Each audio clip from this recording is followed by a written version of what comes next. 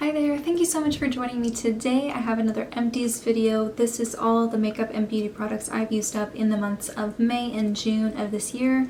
I do have some pretty exciting makeup empties to start with, so let's just get into it. Like always, I will put everything on the ground and sort it into categories so you can get a little sneak peek of what we'll be talking about today.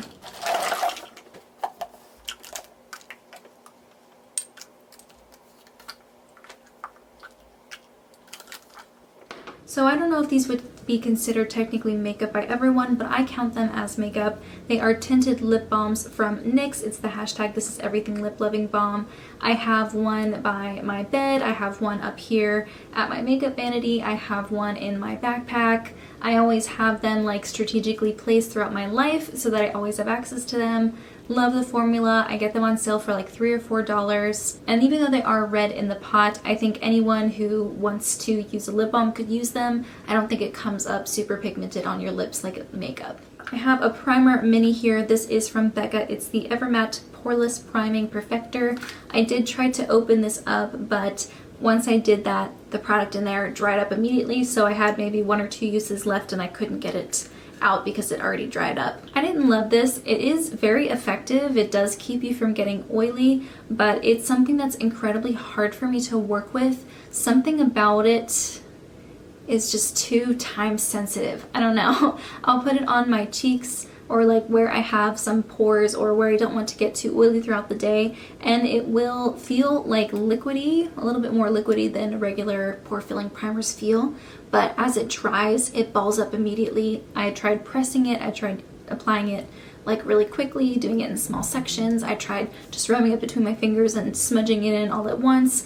It just was so finicky. It would make me look super textured sometimes. Sometimes it would make the other makeup I put on top super heavy looking. It just was so hard to work with. I feel like I only had a good, really good makeup day with it maybe a handful of times out of the 20 or so uses that I got out of this. It does help keep me from getting oily, but at what cost?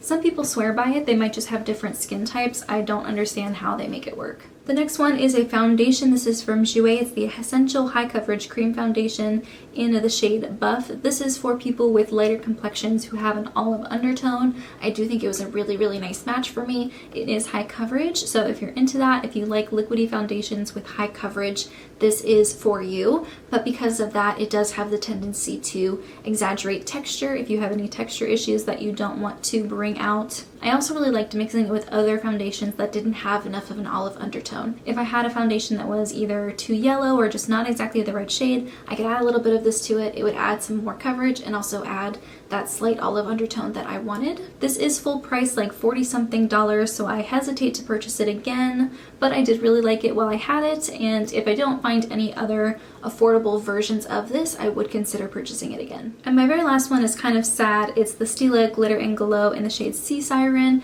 I did take the stopper out, mix it around, add other mixers in to make it creamy again, and then put the stopper back in. I did that a couple different times, and at this point, even though there is product left in there, it's just not salvageable. It's too chunky. I can't get it back to a usable consistency. The fallout is getting worse and worse over time, so I don't feel like I got my money's worth out of this. I do have one more like this in the shade Diamond Dust. Hopefully I can get just a little bit more use out of that one. It is my fault because I have had this for over 2 years now and I just did not use it regularly enough. So that is user error over anything. Obviously a liquid glitter like this, especially the notorious Stila glitters that dry out really quickly, obviously it's not going to just stay creamy and stay the same consistency because I just don't really reach for those types of shadows on a regular enough basis, and because these are like $29 a piece full price, I don't really feel like there's something I would buy again. But boy was this gorgeous. I loved the color, I loved the formula, I loved the impact. I have a tutorial using both Diamond Dust and one using this. I created like a galaxy eye look and it turned out really nice, so I'll have both of those linked in the description box if you want to see them in action. I love it. If any cruelty-free cheaper brands come out with something like this color combo, that pink purple blue shift, please let me know because I would be very interested. I do have 2 makeup sponges. These are both from the Shop Miss A website. I think they're both under $2. I did like the shape of them. I liked how they felt like whenever they were wet. They were nice and soft and bouncy. They did fine applying my makeup. However, they stained almost immediately. I could not get the stains out, and they also got giant chunks ripped out of them almost immediately. I think I used both of these for less than 2 months each, and they're like unsalvageable at this point. I'm back to using a beauty blender. That one has a great buoyancy. What would be the term? Like just the feeling of it, the texture of it is nice. I can get the stains out. It's super easy to clean. It's super fast to clean. These ones took forever to actually clean every time I use them, so I felt like I was using so much water and soap. The beauty blenders take so much less time, and they just last me so much longer. So even though these are like $2 each and the beauty blender is $20, I just get so much more time and use out of the beauty blenders. I tried all of the affordable sponges out there, and I just keep going back to the beauty blender, so I think that's what I'll just continue to do. Oh, I did want to talk about these 2 SPF products. I'm considering my SPF products that I use up to be technically makeup. Not everybody would consider it that, but I feel like it's much more motivating for me to try to finish the ones that I have if I count them under makeup empties. And the first one is the Supergoop sunscreen. It's SPF 40. It's PA+++, water and sweat resistant. This one has the feeling of a very lightweight pore filling primer. Some people really like that. Some people don't. I do not. So I would not buy it again. I'm really glad I got the smaller version. And the other one that I used up that I really like is from Crave Beauty. It's the Beet Shield. This is 50 mils, or I think 1.7 ounces for like 20 bucks. So it's a little bit more expensive, but the consistency of this, the texture is amazing. Because of US regulations, this doesn't have an SPF on it, but it is technically SPF 50. It has a lot of really great ingredients in there. I love it. Sarah Rose talks about this in a lot more detail. She's much more detail oriented when it comes to SPF. She actually just came out with a part 2 to comparing a bunch of different cruelty-free SPFs. So I will have those videos linked. She's a great resource for that kind of stuff. She really does her research. She knows what she's talking about. I do not. I do have another one of these that I want to use up, but I have a lot of other SPFs I'm working through, so it's not something I'll run out and repurchase right away. I talked about this and the Supergoop Unseen sunscreen in my most recent How Long Does It Take to Use Up SPF video. I talk about the cost per use of these, cost per ounce, some other things like that. And even though I do really love it, I don't feel like I get enough use out of it to be spending $20 on it. It is something that I use very generously. I use it every single day.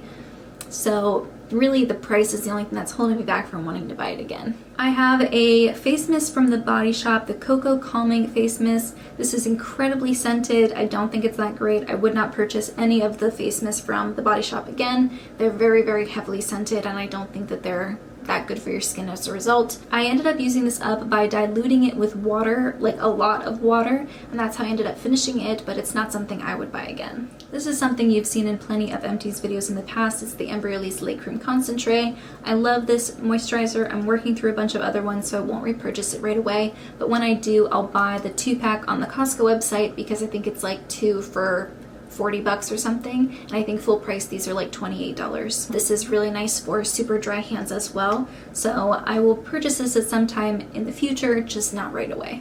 I have a glycolic acid toner here from Badescu. I do have a little bit left, but there is something floating in there. I don't know what it is. I don't know if it's just like cotton from the cotton pads I used to use or what, but I don't feel comfortable using that little bit. I'm going to consider this done. I do really like it. I'm using the Glow Tonic from Pixi right now, and I love it. I love it. So I'll just continue to use that instead of this. But this is good too. And my last facial skincare product is from e.l.f. It's the Hello Hydration Face Cream with hyaluronic acid and peptide complex. And I did use up this entire thing. I got it for half off whenever e.l.f. has their half off websites. So I get it for like $6. I get a pretty decent amount of use out of this, so I do feel like it's a good value. The cost per use is a lot lower than some other creams I've tried. I do have a How Long Does It Take to Use Up face cream video where I compare 5 different face creams, and this one was definitely in the lower cost per use category. I did track how many uses it took to use up another bottle, a second bottle after the first one that I tracked, and I got even more uses out of that one than the other one, so it makes the cost per use even lower. Fantastic product. They now have a fragrance-free version of this out, which is what I will purchase from now on. And then I have 3 body products. I'll go through them really quickly. This first one is a Lush Mini. It's the Rub Shower Scrub. It was like a bright blue color. I can't see because I emptied it out. It smelled really good, really fruity, kind of like like a slushie, and it kind of looked like a slushie too because it was bright blue. It had really nice chunks of granules in it, like it had enough to actually feel like you were exfoliating your body. Lush products are just very expensive. I understand why they are. They're all like handmade. They have really good like missions behind all of their products. I understand why Lush is more expensive. It's just not really in my budget right now to be spending that much on a full-size body scrub. And then I have another product from The Body Shop. This is the Coconut Nourishing Dry Oil. I use this whenever I'm still damp from getting out of the shower. I mix this in with my skin and it leaves it nice and moisturized. It also smells fantastic. It's perfect for summer. I love taking this like if we're going to the beach or something. This little 3.3 ounce or 100 ml bottle is like $18, so it's pretty expensive. I don't love that, and I also don't really want to purchase from The Body Shop anymore, so even though I do love the scent of it, I will not buy it again. But it was really nice. It was a nice lightweight oil. It wasn't too heavy. And my very last one is something I have talked about before. It's the Cedar body wash from Everyman Jack.